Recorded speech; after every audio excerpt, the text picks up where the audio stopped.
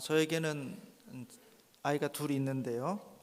아이가 어릴 적에는 아주 이제 어릴 적에는 이 녀석들을 언제 키우나, 얘네들은 언제 커서 자기 스스로 밥을 먹고 뭐 유치원을 가든 학교를 가든 그렇게 스스로 활동할 수 있을까 하면서 그 아이들이 어릴 적에는 그런 생각들을 많이 했었습니다. 이제 아이들이 제법 커서 이제 고등학교를 졸업을 하거나 또 이제 할 때가 될 때가 보니까 조금 생각이 달라지기 시작합니다. 요즘 드는 생각은 이 녀석들은 언제 철이 드나 하는 생각을 하게 됩니다. 이런 고민을 주변에 있는 분들에게 잠깐 말씀드리면, 어떤 분들은 아이가 군대 가면 철이 든다 이렇게 말씀해 주시기도 하고, 또 직장 가서 좀 고생을 해보면 부모의 마음을 알게 된다 또 이렇게 말씀도 해주시고, 또 결혼을 한다든지 아니면 아이를 낳는다든지, 또 아이를 낳고 이제 막 그냥 고생하면서 아이랑 씨름하면서 아이를 키운다든지 이렇게 아이를 길러보면, 그러면 그때 가서야 자녀들이 철이 든다 뭐 이렇게 말씀을 해주십니다. 그런데 어떤 분들은 좀 다른 얘기를 해주시기도 하셔요. 지금 내 남편을 봐라. 나이가 든다고 철이 드는 게 아니다. 뭐 이렇게 말씀하시는 분도 종종 있습니다. 사람의 몸이 이렇게 성장한다는 것, 사람의 몸이 커간다는 것은 시간의 문제이지만, 사람이 철이 드는 것은 단순히 시간의 흐름으로만은 가늠할 수 없는 그런 문제라는 생각을 해보게 됩니다. 그리스어로 이렇게 때, 시간을 나타내는 단어가 두 가지가 있답니다. 첫 번째는 누구에게나 동일하게 흘러가는 시간으로서의 그런 표현인데, 크로노스라는 단어를 쓴대요. 누구에게나 다 똑같이 주어진 평등하고 균등한 시간입니다. 거기에 어떤 특별한 의미가 없이 계속해서 동일하게 시간이 흘러가는 그런 시간, 그것을 크로노스라고 합니다. 다른 하나는 특별한 기회로서의 어떤 때를 가리키는 그런 단어가 있다는 거, 카이로스라고 합니다. 카이로스. 그래서 이 카이로스라는 것도 시간을 의미하지만 단순히 그냥 아무런 의미 없이 계속해서 흘러가고 있는 시간을 의미하는 게 아니라, 이 카이로스라는 것은 어떤 특별한 시간, 어떤 특별한 기회, 그래서 그 시간을 갖느냐 못 갖느냐에 따라서 그 사람의 인생이 굉장히 바뀌는 아주 특별한 의미의 시간을 카이로스라 이렇게 말합니다. 그런 측면에서 본다면 육체적인 성장은 이 크로노스라는 시간을 통해서도 충분히 성장하는 것 같아요. 그러나 생각이 성장하는 것, 우리가 소위 말하는 철이 든다라고 하는 것들은 단순한 크로노스의 시간이 아니라 우리들에게 우리 인생 속에서 카이로스의 시간들을 만났을 때 그 시간들을 어떻게 보내고 어떻게 결정하고 어떻게 선택하느냐에 따라서 그 사람의 인생에 있어서 어떤 기회를 잡기도 하고 기회가 없이 사라지기도 한다는 것이죠. 오늘은 2019년 1월 13일입니다.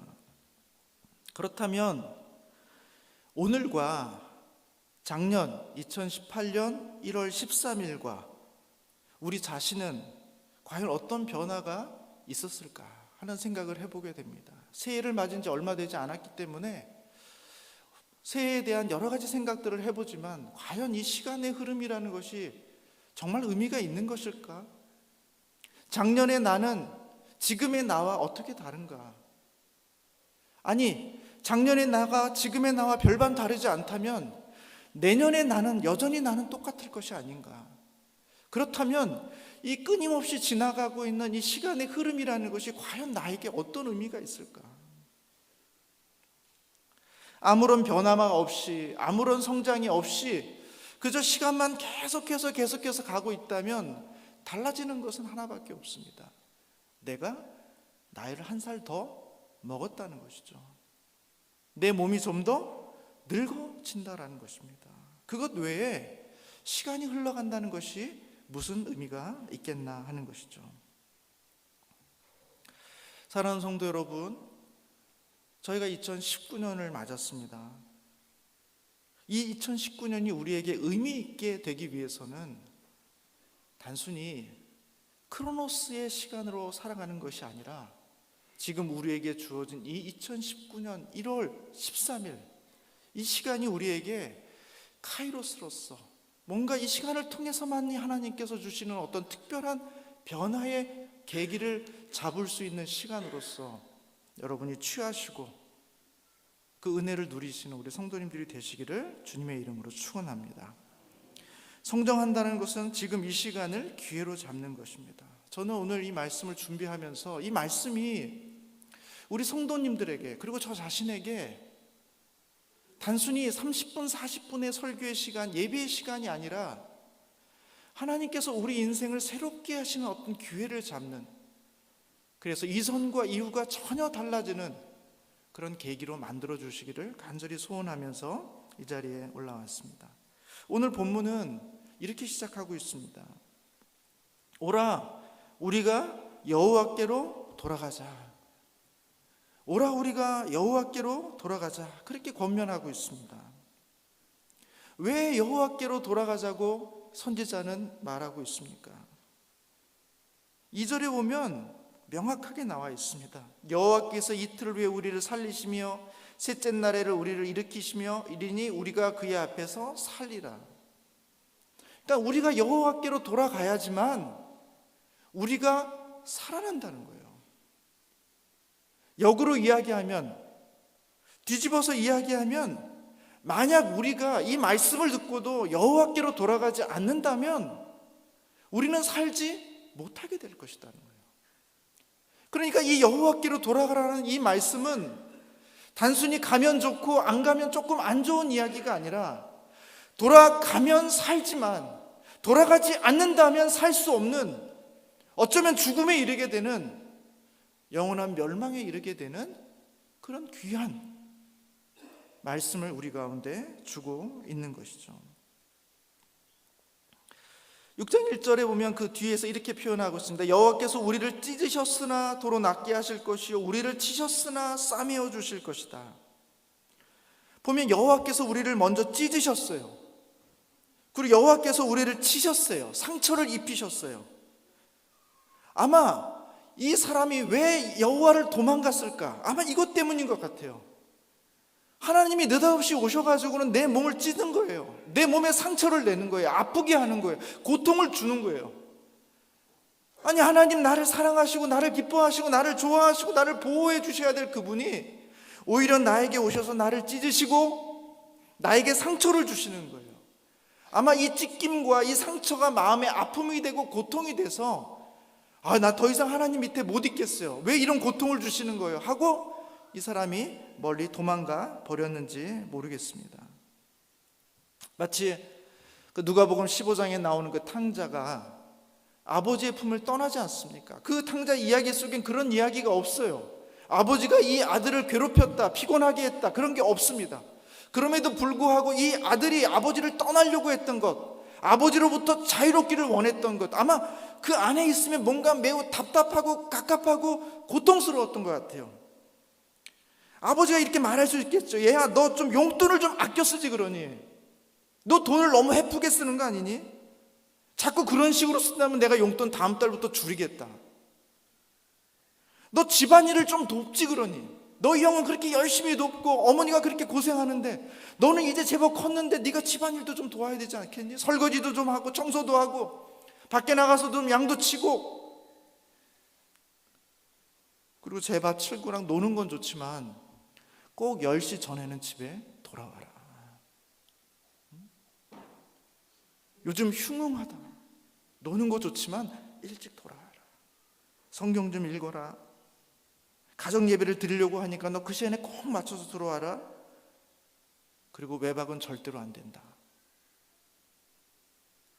아마 이런 식의 이 아버지가 자식을 생각하는 마음으로 여러 가지 많은 이야기들, 권면들을 주고 있었을 텐데 그것이 아들에게는 전혀 좋은 권면으로 들리질 않는 거예요.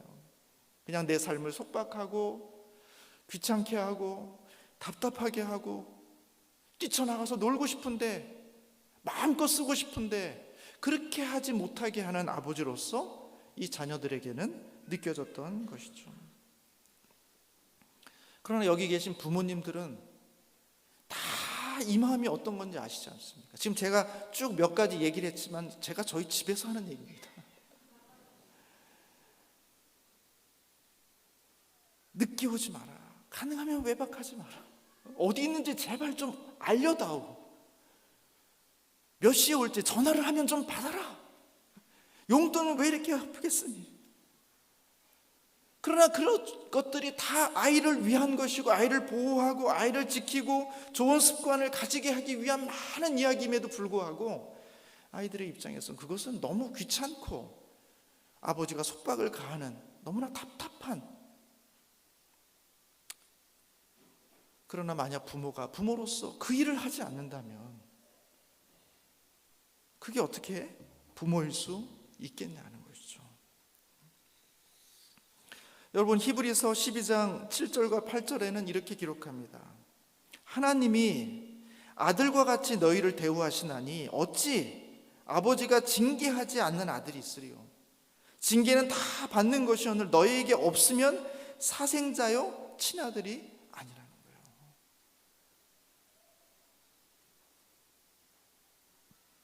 우리의 자녀들에게 이와 같은 말을 하고 이런 권면을 하고 이런 지침을 주고 그것을 지키냐 안 지키냐에 따라서 때로는 잔소리를 더하기도 하고, 그래도 안 들으면 때로는 매를 들기도 하고 용돈을 참으로 줄이기도 하고 벌을 주기도 하고. 왜 그렇습니까? 자녀를 괴롭히려고 하는 게 아니지 않습니까? 자녀들에게 고통을 주려고 하는 게 아니지 않습니까? 자녀를 이 세상에서 보호해 주기 위해서, 이 세상의 위험으로부터 안을 보호해 주기 위해서, 나쁜 습관으로부터 좋은 습관을 만들게 하기 위해서, 아이가 잘 되게 하기 위해서 우리가 이와 같은 일들을 하게 된다는 것이죠. 그것이 바로 부모라는 거예요. 그래서 오늘 본문에도 보면 그분이 우리를 찢으셨으나 도로 낫게 하실 것이요, 그분이 우리를 치셨으나 다시 싸매어 주실 것이다. 그분이 찢으심이 우리를 완전히 갈갈이 찢어서 우리를 없애버리시려는 게 아니라 찢어서 고통스럽게 하시지만 그것을 다시 싸매어 주실, 상처를 주시지만 그 상처를 다시 싸매어 주시고 고쳐 주실 마음. 그래서 이틀 후에는 다시 살아나게 하고 3일 후에는 다시 일으켜 세워서 하나님 앞에서 다시 살게 하는, 살려주시기 위한 하나님의 고통이요 아픔이라는 사실을 너무나 분명히 성경은 말하고 있는 것이죠. 그런데 그것을 알지 못하고 그것을 견디지 못하고 왜 당신이 아버지라면서, 왜 당신이 어머니라면서 나에게 이런 아픔, 이런 속박, 이런 제약, 이런 잔소리, 난 더 이상 당신 품에 있을 수 없어요 하고는 뛰쳐나가 버린 것이죠. 그것이 바로 탕자였던 것입니다. 여러분, 우리는 부모로서 자녀들에게 어쩔 수 없이 어떤 훈계와 지침을 주면서 그것을 지키지 않을 때 어쩔 수 없이 사랑의 매를 들어야 되고, 때로는 그로 하여금 어떤 벌을 가해야 되는 그런 아픔이 있어요. 아마 어릴 적에 아이들이 편식이 심하면 어떻게든지 설득하고 막 이렇게 해가지고 먹이려고 하지만 그래도 안 먹고 하면 어떡합니까? 너 그럼 아무것도 먹지 마 하고는 한 끼 두 끼를 굶겨버리지 않습니까? 배가 고파봐야, 그래야 얘가 먹어야 될 만한, 입에 딱 좋진 않지만 먹어야 될 만한 것들을 골고루 먹을 수 있게 하기 위해서 아이들에게 한 끼 두 끼를 굶긴단 말이죠. 그러나 아이들이 한 끼 두 끼를 굶길 때 그 부모의 마음이 그 밥을 먹으면서 즐거울 수 있습니까? 밥을 먹으면서 나는 밥을 먹고 너는 못 먹으니까 얼마나 나는 잘 됐냐 하고 즐거워할 부모가 누가 있습니까? 아이를 훈계하고 아이를 제대로 키우기 위해서 징계를 주지만 그 징계 때문에 오히려 고통을 당하는 것은 부모 자신이잖아요.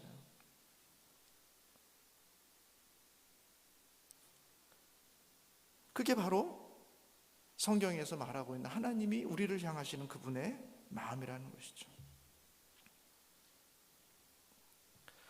그러나 문제는 뭡니까?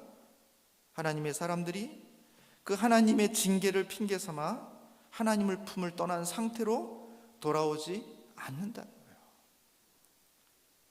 그리고 그 시간이 점점 길어져서 돌아올 생각을 안 하고 있다는 것입니다.